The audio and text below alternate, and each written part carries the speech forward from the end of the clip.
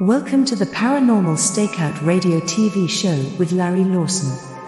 As a former career law enforcement officer and law enforcement educator, Larry focuses on the use of tried and true law enforcement investigative techniques in conducting paranormal investigations.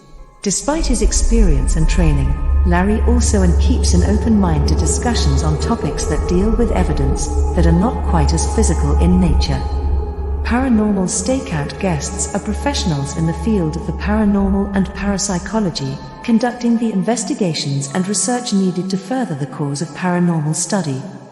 Larry advocates an agenda of standardization of structure and training in the field of paranormal investigation and research for the purpose of one day being able to produce the evidence needed to convince a jury of the existence of the paranormal. Whether it is ghosts, UFOs, unsolved mysteries, hauntings or cryptids, no topic is beyond the investigative reach of Larry Lawson and the Paranormal Stakeout radio TV show team. Now, here is the host of the Paranormal Stakeout radio TV show, Larry Lawson.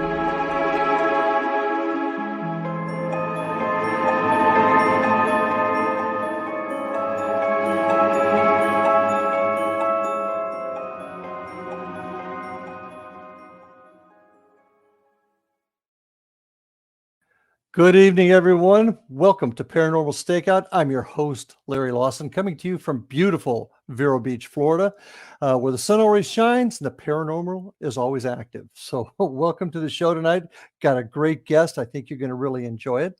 But like I always try to do, and I've announced it on the show before, I'd like to remind everybody that you can send me messages, send me questions that we're going to answer right here on the show. And you can get a hold of me at ghostguy@paranormalstakeout.org. That's ghostguy@paranormalstakeout.org. And you can send me questions that you'd like to maybe get some answers on the paranormal. If I don't know the answer, I will find it for you. Or you might have a thought, a question, or some other issue you'd like to bring up regarding the paranormal. Either way, we want to hear from you. So get a hold of me at ghostguy@paranormalstakeout.com. If you want to check out what we do down here in Florida with the Florida Bureau of Paranormal Investigation and Indian River Hauntings, you can check us out on our website at paranormalfbi.com and indianriverhauntings.com. Now, I do have a question. We had a question come in that I'd like to bring up. Jill in Port St. Lucie, Florida, actually sent this question in. What is the difference between residential hauntings and intelligent hauntings? And that's a question that comes up a lot in our field. And sentient and non-sentient hauntings is another way to look at it.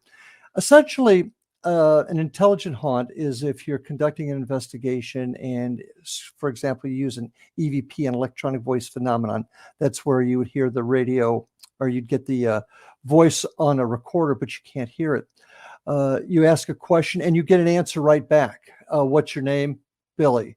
We consider that an intelligent haunt because whatever it is responding back to you in real time.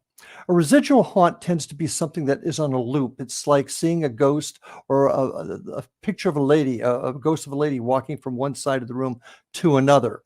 And it comes up in that same form 3 or 4 times a year. You can't get its attention. It doesn't pay attention to you. It's like it's on a loop, a video loop. We call it a residual haunt, as if the energy is being trapped and showing itself once in a while. Simple explanation, but I hope that does answer your question, Jill. Thank you very much for sending that in. Now for our guest tonight, Mr. Dan DUCHENEAUX, who is the leader of an organization out of Ottawa, Canada called G.H.O.S.T, Ghost Hunters of Scientific Truth. Dan has been in this business for quite a while. He's had many unexplained experiences as a teen and as an adult, and that led him to start studying the different philosophies and belief systems, as well as religious perspectives, way back in '97. And this led to his awakening into the paranormal and led to him studying it. He began to experiment with different practices such as seance, talking boards, remote writing, starting in 2002. And he eventually grew to the point where he created the organization called G.H.O.S.T. And he's been doing it ever since. He's had a tremendous amount of experience and a lot of interesting stories. So I'd like to welcome Dan DUCHENEAUX of G.H.O.S.T to the show. Dan, thanks for joining us tonight, bud. Great. Thanks for having me, Larry. So is the once again. snow? There you Not the go. first time, but once again. That's has the snow finally left in Ottawa? Oh, yes, it has. It's nice green grass right now. Mind you, Excellent. we've had rain for the past month nonstop, Oh, okay. Well, which is we better than finally, snow. It's better than snow. yeah, much better. That's why I live in Florida. Dan, Ghost. The title of your organization really intrigues me. Ghost Hunters of Scientific Truth. What motivated you to come up with that name? I want to ask you that real quick before we get into other things. Well, it's kind of weird, Larry. I was actually just looking for something that would rhyme with ghost because that's what we do. We hunt ghosts or spirits or entities or Mhm. whatever it is. So I was looking for something to rhyme with something that would be ghost, and I went ghost, and I went hunters, Ottawa, scientific truth, and it just came up that way. And then it caught and it stayed, and that was back in 2010. So I remember just standing at the counter when I lived in Metcalf and just trying to figure out how am I going to call this team, and that's how it came out. It was just I guess you call it a pseudonym or an abbreviation for Ghost, and I came up with Ghost Hunters of Ottawa for Scientific Truth. Okay, well, that's interesting because you know me, I'm very much into the collection of evidence in a scientific fashion. So that kind of Mhm. intrigued me. Tell us, Dan, how did you get into this business? You talk about having experiences as a child, teenager, and as an adult. How did all that come together to bring you to this point in your career of paranormal research? Well, I mean, like I said, I had weird experiences when I was a kid. Anyways, we're not going to get into details. A lot of weird stuff I couldn't explain. And I lived as an adult. I rented this house in Nepean, Ontario. This was a house that was owned by a Haitian couple. Long story short, they had a nanny that babysat the kids. The nanny stayed in the basement. The nanny was a voodoo practitioner, and so on and so on and so on. Mm, A lot of weird stuff that was happening in this house. But I'm talking like apparitions, animals acting weird, not wanting to go in the basement, and stuff. I actually had like a poltergeist activity where stuff actually flew off a shelf. And I'm not saying like just fell off a shelf, it flew off like 20 feet across the living room and hit the opposing wall. And after all these experiences, I said, you know what? After living in this house, I said, I need to look into this further. And like I said, I was playing around with Ouija boards, seances, and a lot of the more spiritual side of things, but I wanted hard, concrete evidence. And I knew I had to take more of a scientific approach. And that's when I founded Ghost in 2010, based on those principles. okay. This house, how long did you live in this house? Probably about a couple of years, maybe a year or two, and eventually I moved out. Moved in with my present wife right now, and I don't think I moved out because of the activity. I just moved out. It was just too expensive renting a house, and eventually I bought a house. But yeah, those experiences in that place really kind of threw me for a loop, and that's where I just kind of got into it. Okay, well, a lot of the work I did in law enforcement was dealing with cults and deviant groups, and you mentioned voodoo in there. Was the previous owner from one of the Caribbean islands, or Well, do the you know? the couple I rented a house from were Haitian. Oh, hello. Okay, Oh, I okay, lost this. Hold on. Oh, okay. I lost my screen there for a second. okay. It Sorry. went dormant. I couldn't see. I thought maybe we got off. No, the couple that I rented a house from was Haitian, and they had a nanny that babysat the kids. And when I was starting to get these weird things happening in the house, I contacted my landlord, Thomas, and I said, "Listen, I know you've lived in this house, you raised your kids here, and now you're renting it. But I said, have you ever had like, some weird things happening?" And he said, "Oh yeah, the kids used to stay in the basement. They said there was some weird things going on, and of course they all had their, I guess imaginary friends, ghosts in the closets or monsters in the closets type thing." And I told him about my experiences, and he said, "I'm not surprised," because he said the nanny that used to babysit the kids was a voodoo practitioner, and she used to do a lot of stuff in the basement. So I'm assuming maybe that's what might have caused a lot of the activity or maybe Mm. promoting the activity in this house. Interesting, because a lot of folks don't, especially those that tend to get into this field, don't really understand the many different religious beliefs out there that have different types of spiritual entities and purposes for those spiritual entities, which leads me to my next question. You talk about you studied different religious belief systems in your earlier days. Was there a particular religious belief or direction that you found connected you more to the paranormal than the other, if that makes sense? Yes, there was. I mean, I studied Buddhism, a lot of those types of. I mean, I was born Christian, born Catholic. I was baptized and all that stuff. But eventually, that just it was where it just wasn't doing it for me.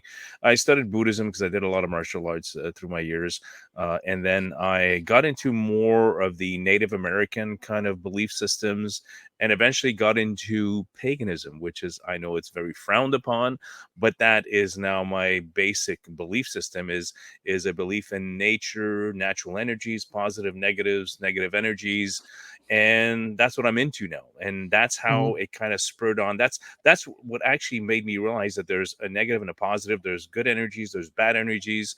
We can call them ghosts, entities, spirits, whatever you want to call them.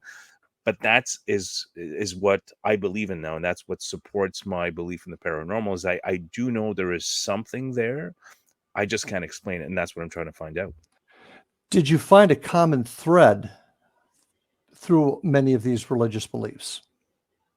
I think so. I think the common thread is that most religions believe that there's some kind of afterlife. There's some kind of a superpower or something that's bigger than us.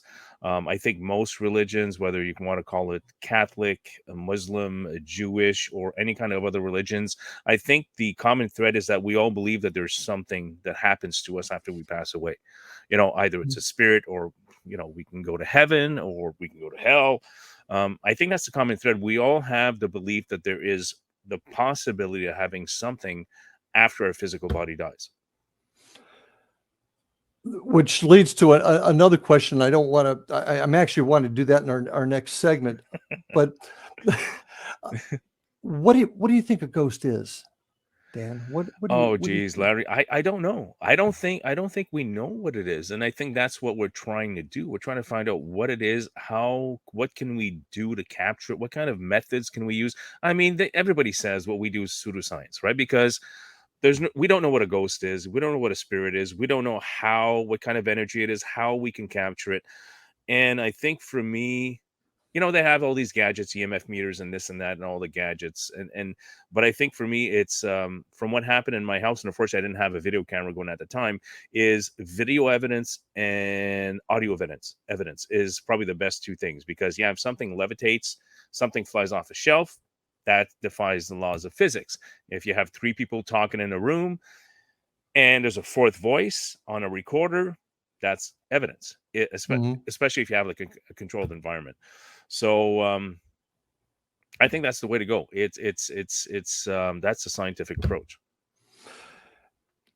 Do you think we're ever going to get to the point where we're going to be able to scientifically prove this? No, unfortunately, I don't. It's weird. I mean, like I said, it's pseudoscience. It's. I hope that one day we can prove it, but I'm not sure in my lifetime if we're ever going to get to it. I mean, it's fun to try, and it's great when you find great evidence, but I don't really think we'll ever find the truth unless you can die and come back and tell everybody about it. Well, when we come back after this next break, we're going to talk a little bit more about how you think we might get there. So, folks, stay with us. I'm with Dan DUCHENEAUX from G.H.O.S.T, Ottawa, Canada. Be back after this break.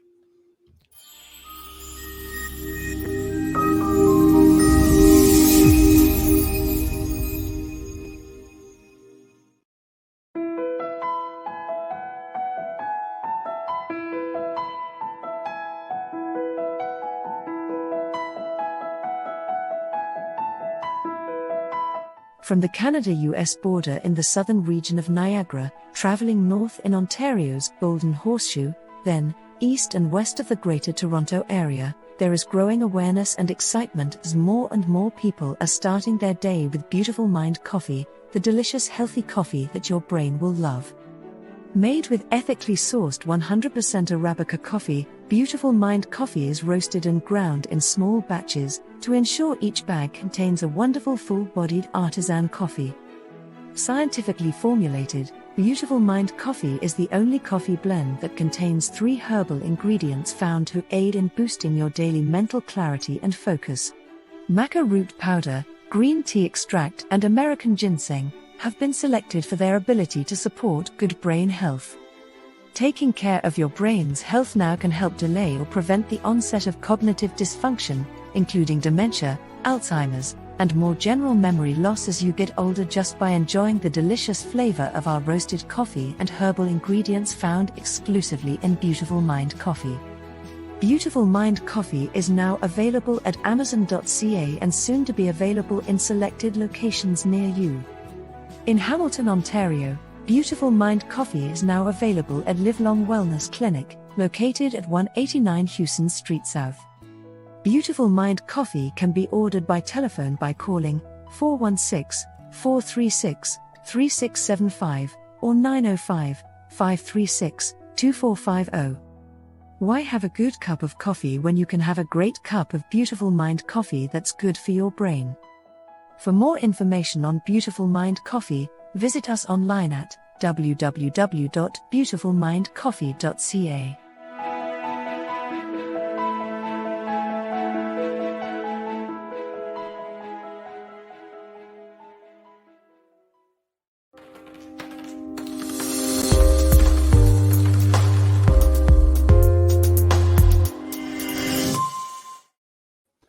And we are back on Paranormal back. Stakeout with my guest tonight, Dan DUCHENEAUX of Ghost Hunters of Ottawa for Scientific Truth. I'm going to put you on the spot because I want to know, Dan. Oh, yes, yes. I want to know, Dan. You cannot put me on the spot. I want to know, what is your philosophy? I know we can both agree. Nobody truly knows what this phenomenon is. No. We can agree on that. But do you have a philosophy? Do you have a belief? And what is that?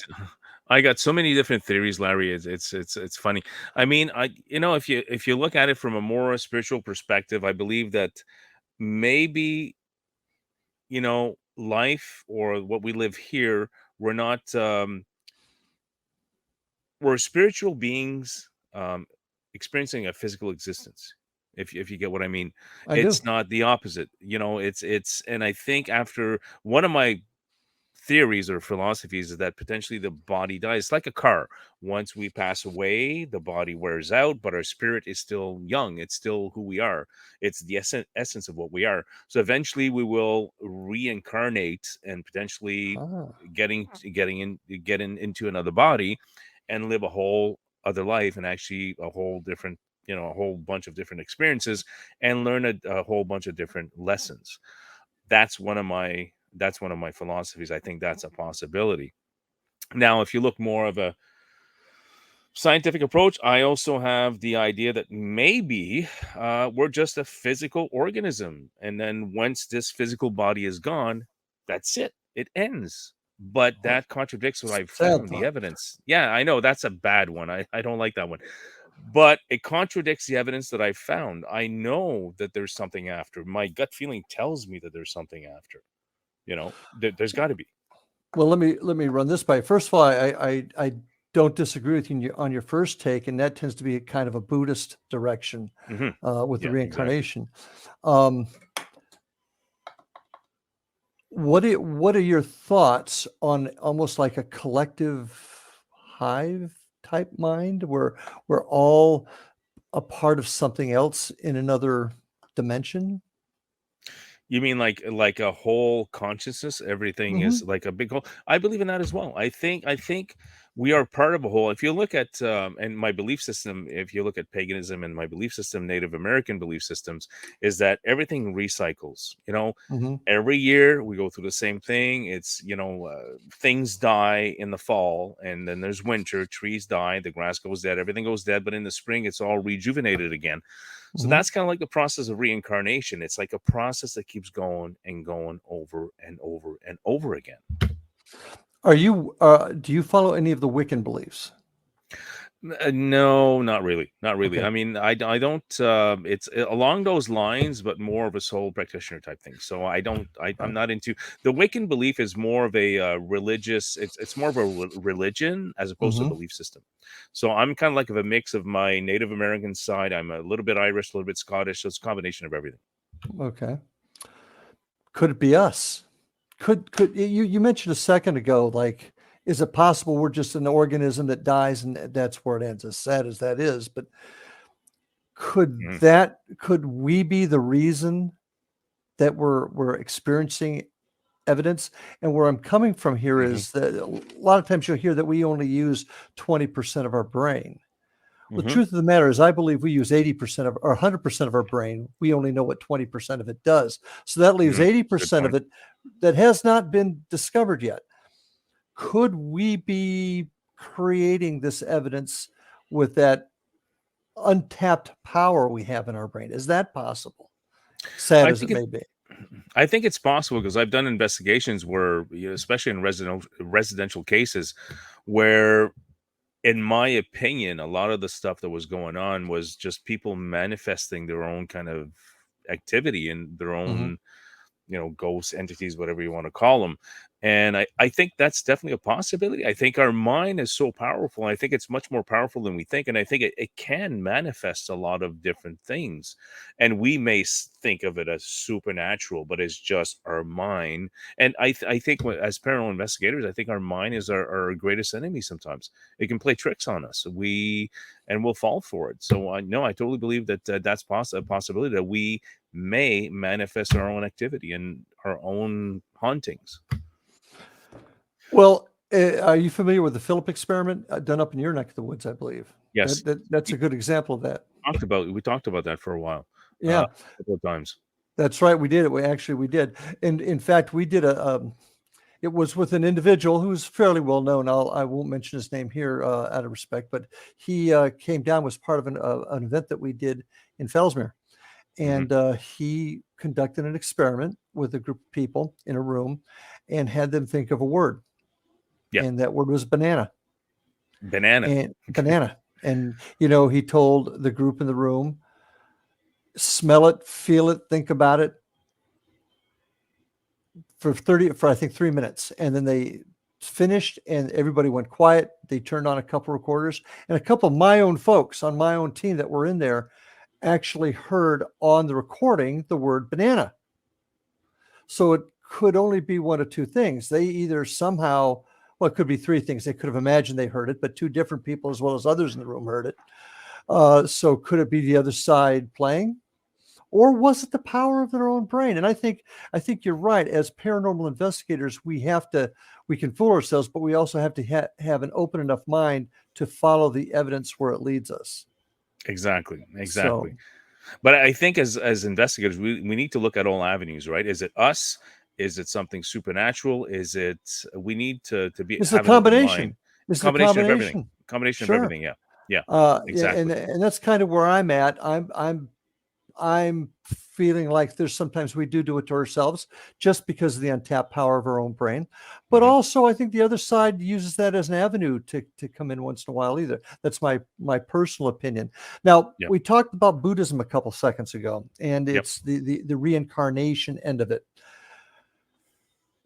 Did I hear you right when you said you felt that the purpose was to come back and relearn a lesson till we get it right? Is that kind of how I heard Mhm. that? Mhm, mhm, mhm. Like the spirit comes back in a physical body to either, whatever higher force is out there. And I do believe there is a higher force out there. Hmm. And I think that higher force eventually determines that, okay, you lived a life and you did so many bad things, so many good things, and there's so many lessons that you still need to learn. So we're going to Hmm. send you back in a different physical body, and to experience different things in your life. Let's say, for example, let's say you're a human being and you're an animal abuser. Let's say, and in your next life, you'll come back as an animal to experience what that side of the spectrum is, Hmm. so you learn that lesson. So I think that's a possibility. We just, because we're spiritual beings, right? We have energy, and we know that energy cannot be, you can't get rid of energy. You That can't was destroy Einstein. it. I You think can't, you yeah. can't destroy it. It's got to go somewhere. So I think it Mhm. gets reincarnated, refurbished like everything else does, the trees and everything else. Every year you got the seasons. And I guess even in Florida, even if you don't get snow, you still get the seasons. There's a cycle Yeah, that goes sort on, of. sort of. Well, Sort of. you just don't get as much snow as we do. Yeah, that's But I exactly do right. believe there is a recycling that goes on. That's probably my most deep kind of theory around what happens to us. But again, can we prove it? That's the problem. How do you have any thoughts on how we're ever going to be able to prove it? No, I don't think we'll ever will, Larry. It's fun trying, and when we capture evidence and we know, especially if you look at it from a scientific approach where you have controlled environments and you're making sure, because I think any place you investigate, that place is your laboratory, right? Mhm. Investigate a house, investigate a historical location, this is your laboratory. So when you have controlled environments like that and you do experiments, EVPs, or you have videos going, and stuff that happens outside of the normal laws of physics, you have to wonder what's going on. Like, there's got to be something. There's got to be something. Can we prove it? Is it an actual fact that there is life after death? We don't know. But it just proves that, and we say paranormal is something we can't explain via scientific means. So when we capture something and it's not explainable via, the laws of physics, it's paranormal. But what is it? Is it an entity, a ghost, a spirit? We don't know. Then let's take it a step further. Let's talk about psychics and mediums for a minute. I had a tough time for many years with psychics and mediums. As a detective that worked homicides, I Yeah. would work a case and I would literally get calls from people saying the body's here, I see it, or they somehow got a feeling. Never ever panned out. In recent times, I've had my opinion has changed based upon personal experiences. I'll just put it that way. But mediums never get the same story. First of all, what are your thoughts on psychics and mediums, especially in the paranormal research reign? And then why can't they all tell the same story? Why can't they all present the same set of facts? Any thoughts? Well, maybe they're just getting different signals. And I mean, we know through the years, through the 20s, and there was a lot of charlatans, a lot of scams going on. And I think today that's still going on today. And I think that's where the problem is. I do believe that certain people, I mean, I do know certain mediums and psychics that have been very accurate. They're they're not the types that would do a scam or fake stuff. But I think there is a negative stigma attached to it. Because I mean, it's hard to validate a psychic medium's experiences unless you can really No back doubt. it up with evidence. Historical evidence, some sort of historical, right? Exactly. Exactly. And I think your point's well taken. The one thing I found is, and it goes back to the imperfection of it all, basically the imperfection of us, our physical being. They don't get the same story because they all interpret it differently. They get information, and through whatever filters they have, they interpret it differently. Yeah. And I also seem to think too that while there are charlatans out there, we must be aware of them. I think there's probably as many folks out there that are well-meaning, perhaps think they have a gift that they really don't have, or Yeah. maybe don't have it as developed. Whatever, we do have to be careful, but I do find that they do present a value to the research field, but I don't know that we'll ever be able to prove it. And if you talk to a true medium, they'll tell you you're never going to be able to quantify it ever. No, that's the So, problem. That's the problem. yeah. But you got to be careful. I've had my own experiences. When you get your intuition, you're at an investigation, you feel something, you see something, you get a hunch. I've actually had hunches like, I'm not going to call myself a psychic or medium because I'm more of a scientific kind of person. But anyways, I've had hunches like that, but these hunches have been proven with actual audio evidence where it's been proven. Like, you see something and it's caught on audio and it's there and it's like, yeah, it did happen. So it's a possibility. It's a possibility that gut instinct is a cop. I've been gone to a call that said back off for a couple of minutes until your backup gets there. Speaking of backing off, we're ready to take our next break, so we're going to put it on hold. Got some more great questions, folks. Stay with us. We'll be back in just a few minutes with my guest, Dan DUCHENEAUX. This is Paranormal Stakeout. See you in a couple.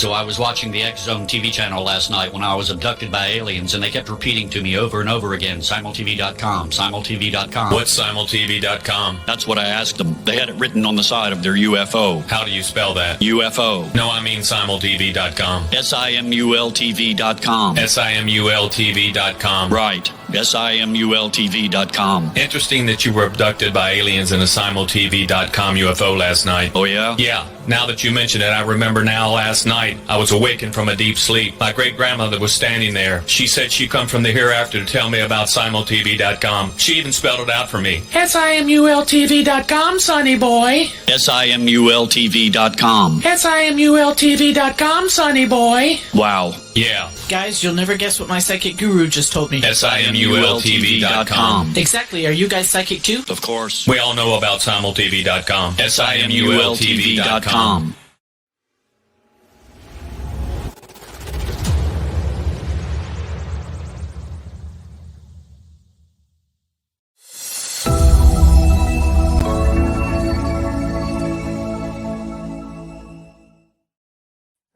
And we are back on Paranormal Stakeout with my guest tonight, Dan DUCHENEAUX from Ghost Hunters of Ottawa for Scientific Truth. I did get that right, didn't I? Yes, you did. Okay, good. Want to talk a little bit about teams now? Your team, you've been together for a while. Your group, I understand, correct? Yeah, there's been a lot of in and out kind Always of members is. here and there. Yeah. I mean, there's always like contradicting opinions, and eventually people just don't get along or see the same, don't see eye to eye. But yeah, through the years, there's been a lot of change. But I do have a very small team right now, which I kind of like it that way. There's less Drama? less drama. Yes, Yeah, yes. yeah. Let's put it that way. Yeah. Less drama. How many are you aware of how many teams you might have in your area? And of course, Oh, jeez. I live in there's so South many. Florida, so it's hard to compare Canada with South Florida. But how many teams do you think? There's so many. There's a lot of teams in the Toronto area.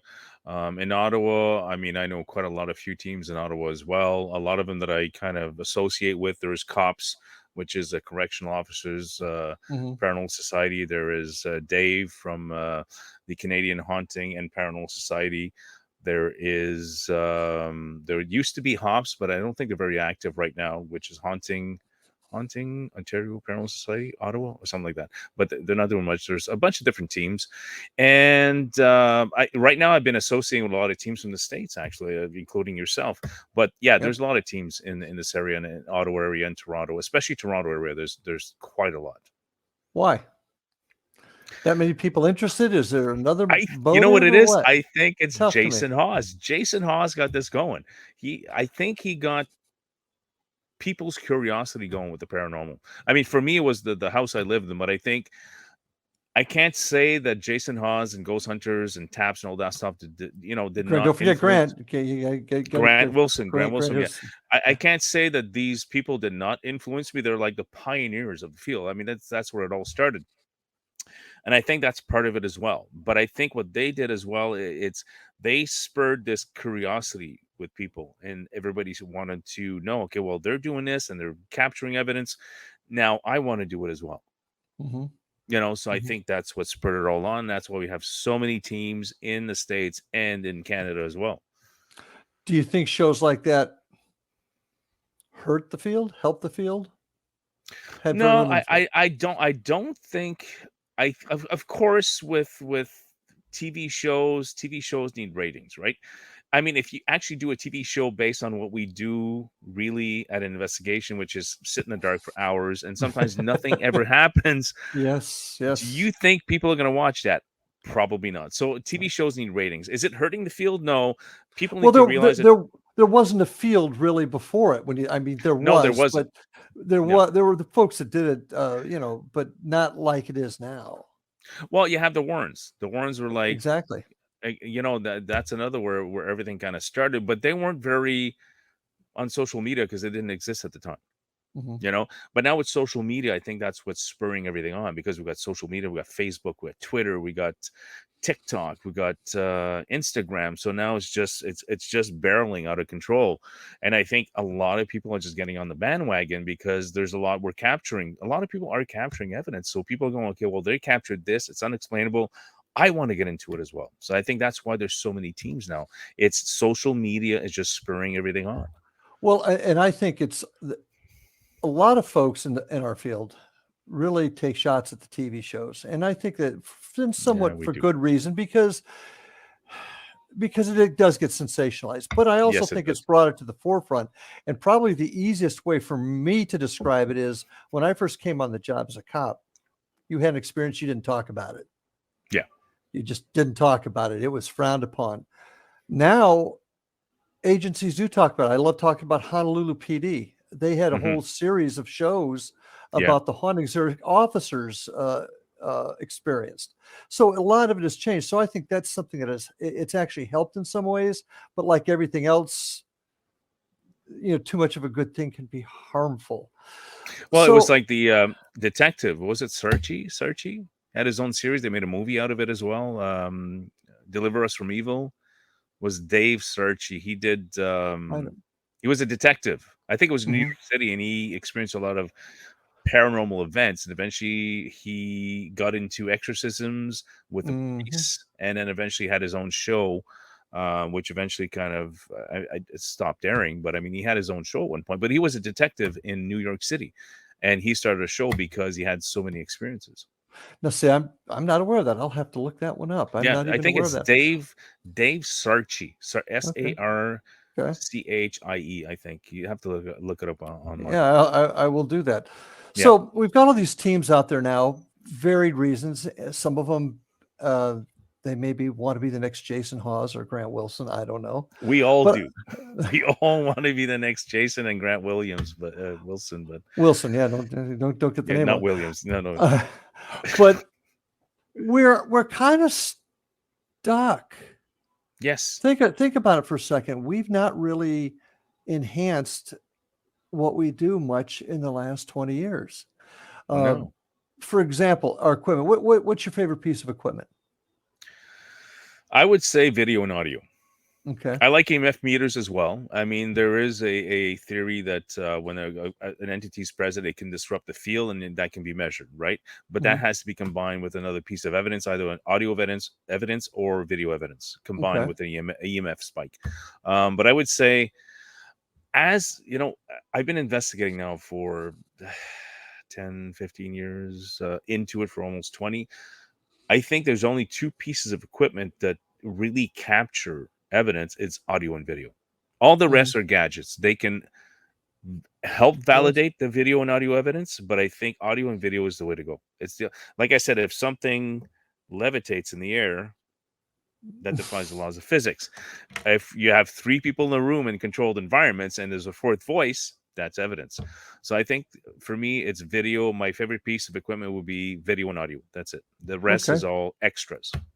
Extra. That's interesting. So why do we put such an emphasis in it? I personally like, and I don't mind mentioning on the show, it's called an EDI plus. It measures Yep. EMFs. It measures vibration. It measures temperature. It measures humidity. It measures Yep. barometric pressure. And I like that because when we get evidence at a certain time, you actually put an SD card in it and it charts it. You Yep. get a voice, and at the same time you get a voice, the temperature drops and the humidity changes or something like that. hmm Putting hmm all that together becomes evidence. Yep. I guess what I'm getting at, and you're right, audio and video, you cannot beat that. Yep. Although there's a lot of folks that are trying to cheat with it nowadays. hmm What are we going to do what are we going to do to get better with it? I mean, there's You know what, Larry? Integrity. okay. We have to be honest. We have to have integrity. I think, and when I do investigation, I think integrity is at the forefront of everything. You have to be honest to yourself, honest to the people you're showing evidence to, Mhm. because if you're not honest, you're not going to find true evidence, right? If you can debunk something, debunk it. If it's caused by natural things, then say it. Mhm. I think honesty and integrity are going to be the ways to go. I mean, we just have, and like I said, there's a lot of teams, a lot of, because we have so many of them, and a lot of them will say, "Oh, there's an EMF spike. There's a ghost present." That doesn't mean Yeah. there's something present, right? So I think this is where we need to go a little bit more. Our integrity, honesty, and a little bit more. How am I going to put this? I'll say, I think training. Well, training as well, and also being a little bit more kind of level-headed, going, okay, and not because one thing goes off, it means there's something present, right? Well, and that's where the training angle of it comes in also. Yeah. I think there's a lot of teams out there that they may be doing it right in their heart, but they don't know what they're doing. So that little spike they get excited about, well, they didn't notice there's a computer outlet the other side of that wall that's doing it. And that's where your point of level-headedness comes in, but also my point of training comes in, because I had an advantage. I was a criminal investigator. So I at least had a basis of conducting an investigation, but I had to learn a lot about the equipment on my own. And a lot of folks don't even know where to begin to look. They'll buy a piece of equipment on the internet, and they'll get it, and it makes cool noises and lights come on, but they don't know what that means. Well, that's the point. Yeah. And so but there's also the other angle that I want to talk about in the last few minutes of this segment, and that's the charlatans in our own field that are out there. And that's what worries me a little bit. Have you ever experienced a team that you would question their integrity? Don't mention any names, but have you experienced it? Not really. I mean, there's some maybe inexperienced teams that I see by the way they perform investigations that they are inexperienced. Would I call them charlatans? No, I think I would call them inexperienced and a lack of training. I don't think they mean bad. I just think they're just not informed properly. But I don't think I've ever actually ran into somebody that's a charlatan. I don't think so. I don't think people want to be that way. Okay. Then what about what harm an inexperienced team can do? What harm can they do, not only to the field, but to the people they're working with? Not necessarily their team, but we'll call them their clients. This has always been another issue of mine also. I worry about folks going in and saying, proclaiming there's an issue, or they've even solved an issue in a home, only to have it continue, or perhaps the people have other issues in their lives that are allowing them to manifest the events, and they think the problem is solved, but it's not, and the client gets harmed. Am I making sense? Do you see where I'm going with that? No, I think you are. I think when teams go into, let's say, especially residential places where people are experiencing activity, you want an experienced team to go in there, because obviously the people in this house, and especially, and like anybody else, if there's kids involved, that's where it becomes more personal for every investigator, as far as I'm concerned. You want somebody experienced to go in there to give the right information to these people, not to give them the wrong information. And you know what? I don't think a lot of teams will go in there and say, we can get rid of it. No, you can't. We don't get rid of it. We just kind of go in and try to explain if it's something normal, or something that happens via, normal means, or is there something going on? Can we get rid of it? No, we can maybe tell people how to deal with it as best as possible, and they can follow whatever spiritual venue they want to deal with it. But I think we need, as investigators, to give the people the right information. And when inexperienced teams go in there, I think it may hurt the field to a certain extent, and actually hurt the people that these teams are investigating for. Yeah, we have to be careful of that. And then once again, that's where training and experience comes into play. Well, we're just about out of time for this section here, but we got one more to go. Got a lot more questions to ask you, my friends, so stay tuned. And you folks, stay with us also. We'll be back in just a few minutes after this break with my guest, Dan DUCHENEAUX of G.H.O.S.T.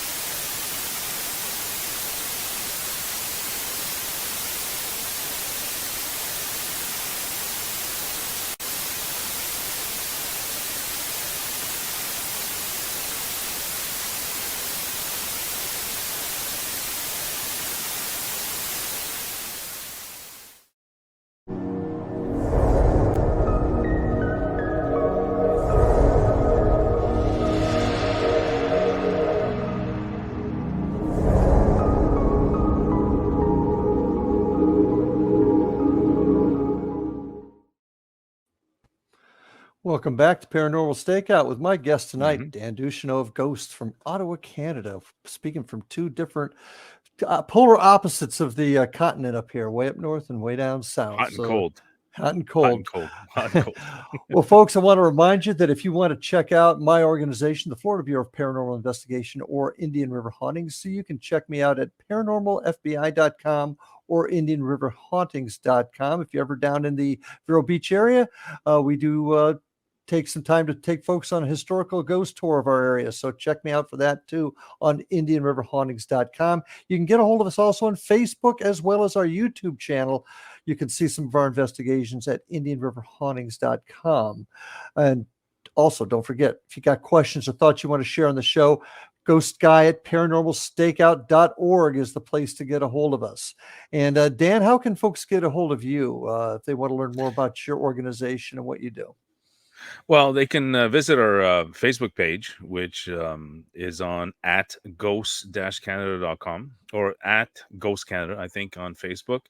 We also have our YouTube channel, which I'm not really sure what the if you just look at Ghost Hunters of Ottawa Scientific Truth on YouTube, we have a YouTube channel as well. We do have a website, which kind of we don't really use that much. We do have an Instagram, which is there as well, and also a TikTok. But the two platforms, probably Facebook and YouTube, are the two best ones to get a hold of us. Good. All right. Terrific. Now, up there in Canada, I'm a big history guy, and I firmly believe that a lot of what we do, we need to verify through our historical research. So being up there in Canada, your area, do you think that the history that surrounds your area influences or enhances the activity you have? Does that make Oh God, history doesn't have Canada history. I don't know. Um, yeah, it's a possibility, I guess. I mean, we do have a lot of historical places, a lot of history as well. We've investigated, like, I mean, I've investigated a lot of historical sites Mhm. where we've captured a fair amount of unexplainable evidence. So, yeah, we do. I mean, I think that plays a role as well. Some of our history as well. I mean, I think with any location, any place in the world, I think history plays a big role. It does, and a lot of one thing I'll mention, a lot of folks tend to spend time thinking that paranormal activity is the result of a building, but oftentimes it's the land itself and what has Yeah, occurred there in the past. So yeah, that's where history correct. comes into play. Want to turn back for a couple seconds to talk about the television issue, and a lot of folks in our field get the opportunity to maybe get on television, maybe do things deliberately to get on there, and those are the ones I think that usually do fail when they do it just for that reason. Yeah. You've had the opportunity on some occasions to do the TV gig. Yeah. I have. I was on. I think my first one was a French paranormal show, which was. I did an interview with a paranormal investigator. He's well known in the French kind of the French paranormal kind of groups.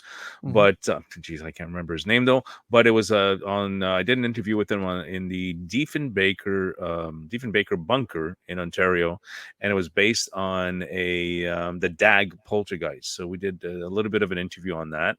So I was on a French the French paranormal show, and I was also on my paranormal nightmare. Which is, I think you can probably find some of the episodes on YouTube. I think I was on maybe 4 or 5 episodes as a paranormal consultant based on the cases that they were showing on the show, and to get my I guess professional opinion on what I thought these people might have experienced. And I've done a recent one which I really can't share too much about, but Mhm. this involved a trip in Los Angeles, California, in the Hollywood Hills. Interesting. Now, there. I mean, you're right. Everybody desires that 15 minutes, whether they admit it or not. Everybody desires it at some level. Yeah. Few people really get to experience it. What was your experience with that? I'd like folks to hear this so an actual honest idea of what it's like. Well, I mean, number one, I have to say that I feel privileged to have had the chance to appear on these shows. That people actually looked at me as a consultant and wanted me to share my experiences.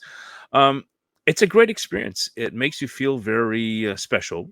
They do treat you very well. They treat you like a king. You feel like a superstar for that specific amount of time you're on the show, and it is a great experience. I can't deny it. It's almost to the point of being addictive. Like when I went to LA and I did this last kind of filming, it was like addictive. It's like I want to do it again. So, but they treat you well. They treat you well. I mean, definitely you feel like a king. You feel like they're rolling out the red carpet for you. They treat you like it's respect. Respect. Really, it is. It's a great experience. So they believed you. I mean, because I've kind of gotten the impression that you'll get out there and they're really trying to sell a product, and they really don't have an interest in the field. It's just a product to them. You didn't feel that at all. Well, I mean, like any TV show, they have to sell ratings as well, right? So it's just the way that's the way TV works. It's the way Hollywood works. It's the way it is. And I mean, I think everybody knows that. There's so many movies and shows that are based on true events, but eventually they are embellished. And I think what my experience in the last filming I've done, like I said, I can't really share too much evidence or information because it hasn't Right. come out yet. But I know for a fact stuff will get embellished, and it's just the way it is. But I mean, the experience itself is very good. It's a very satisfying experience. Well, and I think you just brought up a good point there. And my very, very limited connection to all of it, I do know that if you have a personal event that happened to you, or something happened to you, they're wanting to film, and once you sign the rights over or you agree to be on the show, you basically give the producers permission to do what they want with the story, and that could be to change it or alter it significantly from what really happened to you. Um, do you feel that is that something that you sign up for and you just accept it?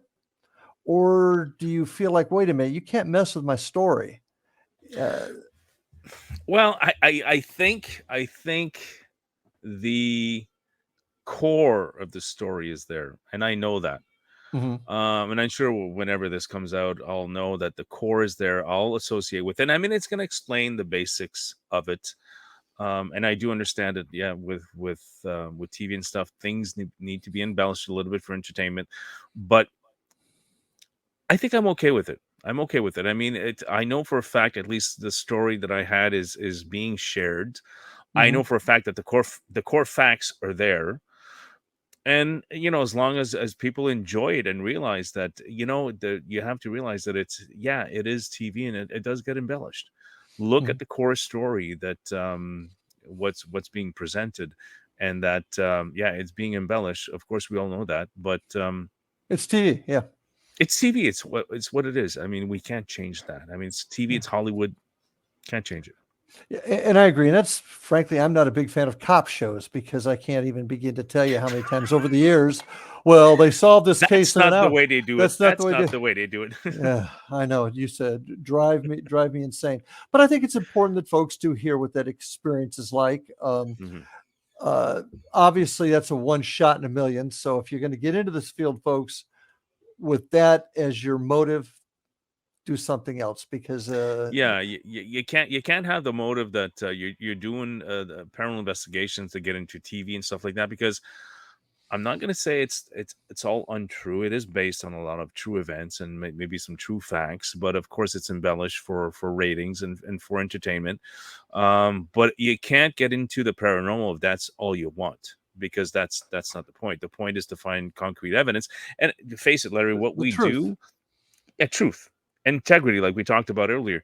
I mean, what we do is not what you see on the TV shows. What we do is long hours of sitting in the dark waiting for something to happen. And 90, like I said, in 10-15 years of investigating, I've only caught two really good pieces of video evidence in 15 years. That's the reality of it all. You're That's right. the reality of it. And yeah, you could probably build a whole show on those two pieces of evidence, and you could probably embellish it, make it look really good.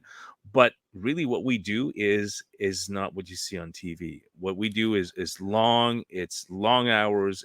Boring. It's yeah, it can be boring as well. And yeah, Yeah. you don't capture stuff all the time.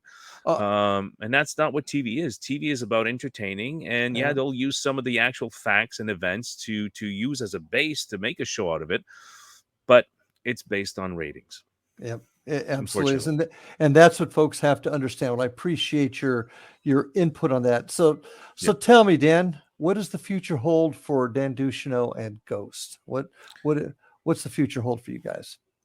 I'm gonna be a superstar on TV. No, I'm kidding. Okay.